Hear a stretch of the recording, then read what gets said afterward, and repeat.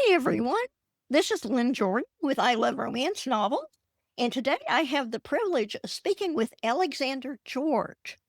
He's an author, a businessman whose previously published works has focused primarily on history, aviation, and political commentary. I better have him look at my new series about aviation.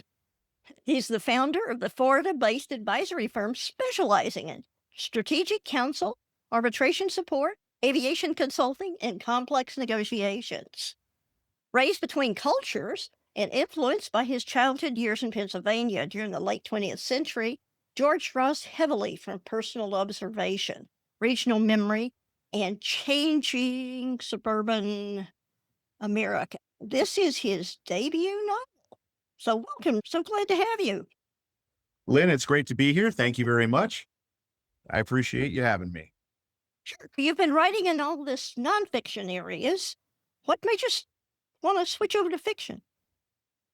I think that I have a deep appreciation for fiction and nostalgia in particular. I have always been a writer. I think ever since I was 10, I've been writing something, whether it be short stories, essays, political commentary.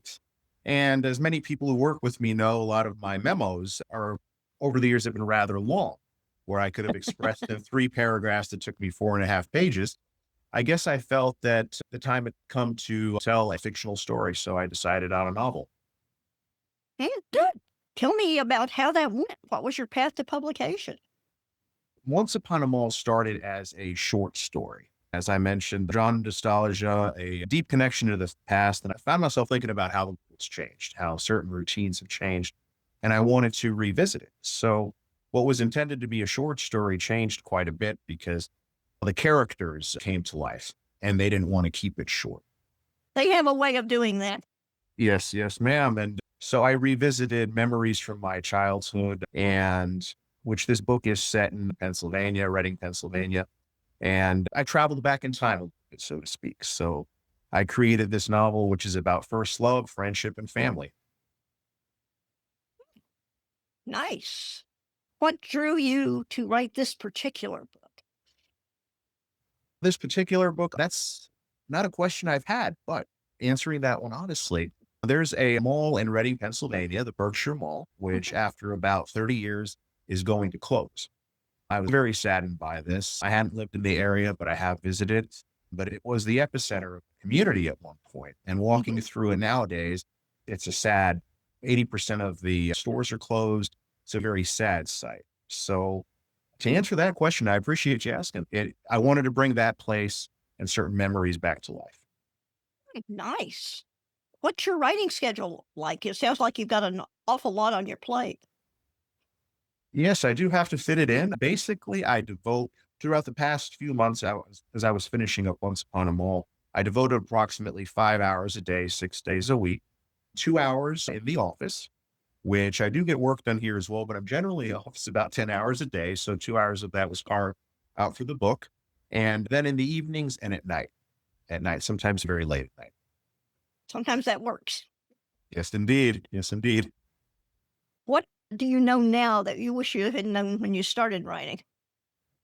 I really wish I'd considered the full commitment. It really is like a second full-time job. And when you look at the editing, the marketing, the formatting and editing, don't get me wrong, I learned a great deal from the 2 wonderful people that helped me.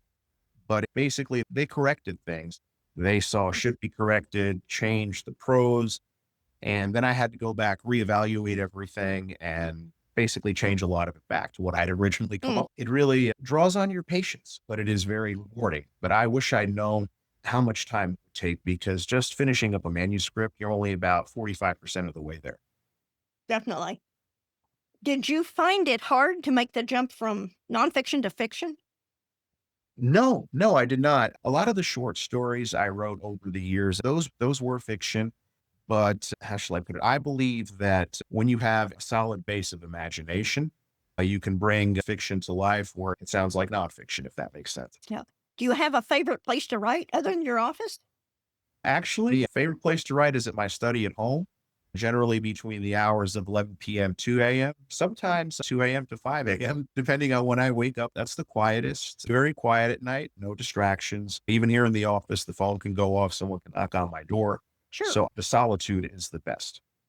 Good, good. What do you enjoy most about writing? I think I used this phrase earlier, but I enjoy bringing characters to life. I Mhm. enjoy giving them life. I enjoy giving feelings. I enjoy giving them perspective. I think that's the most rewarding part of it. Good, good. On the other hand, what do you enjoy least? I have to go back to the editing process, which is necessary. Of I think course, that's pretty common. yes, yes. We all need to triple check ourselves and get others to check us. But I think that was the most tedious. And if someone sends me 50 reworked pages, I'm going to sit down and I'm not going to start reading them and finish them later. I read them straight through. I guess that process is the worst. Marketing actually has been a delight. So Okay. that's editing. Yeah, editing, I don't think there's any lesson better than having a professional editor edit your stuff and tell you why they're changing whatever it is they're changing or why they want whatever changed. Yeah. Of course, And the I love, author. yeah, I love hearing this is terrific. Don't change a thing except this stuff. Yeah, yeah. That's, This is terrific. Don't change a thing doesn't help you any. yeah. Exactly. And it was great. The two individuals that helped me, one of them really loved my story. The other did not like it whatsoever. So Mm. it was refreshing to get both perspectives. Oh, yes, that's good.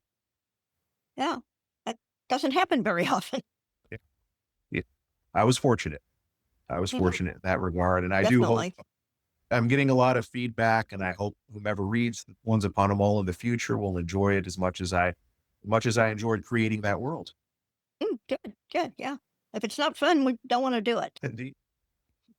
So, what's next? What are you going to publish next? I'm working on a new project. The working title is Somewhere Along the Way. It's a collection of 14 short stories, some of which I've already written over the years, and some have been published, some have not, but I'm reworking all of it. I expect to release that work later in the year, maybe in November or December. I should have a firm date soon, but that is my next project. That sounds exciting. Thank Look you. forward to that. Thank you. What advice would you give others who decide they might want to try their hand at writing? I think first and foremost, don't second guess yourself. Embrace all the feedback. Don't change major parts of your work based on someone else's feedback. You've already written it, you felt it in your heart.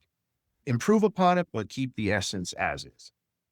And that would Hmm. be, I would say, the first, second, and third pieces of advice I would give. Do not second yourself.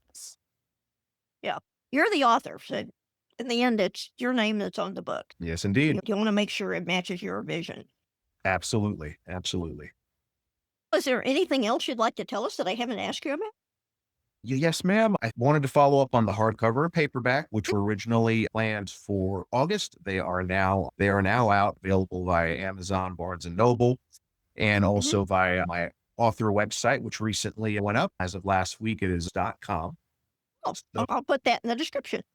thank you, thank you. Yes, everything is all live. I'll be posting updates, and it's fortunate that the publisher accelerated the hardcover soft covers because that allows me to Hmm. accelerate some of the events I'm going to have late Oh, this summer. good. I did notice that's been released when I went into Amazon the other day. Yes, ma'am. Yes, ma'am. And I'm delighted. So those are the main things. I thought I was going to have to wait a few months for that, but fortunately, Mhm. everything's good to go and the website's all up and running. Well, that's amazing because nothing happens fast in publishing. Indeed, indeed. Good. It never happens as fast as you think it will, but Yes. congratulations. Thank you. Thank you very much. And I really appreciate you having me today. I appreciate you being here, and trust me, getting your first debut novel out is wonderful, and that's a great accomplishment. Thank you so much, Lynn. I appreciate you. Alexander, thank you for being here. And this video will go up on the Facebook page. It will go up on the other social media channels. It'll be on my YouTube channel. So Great. all of y'all can get more information about it. Check out the book. And I'll see you online. Thank you very much. Thank you so much.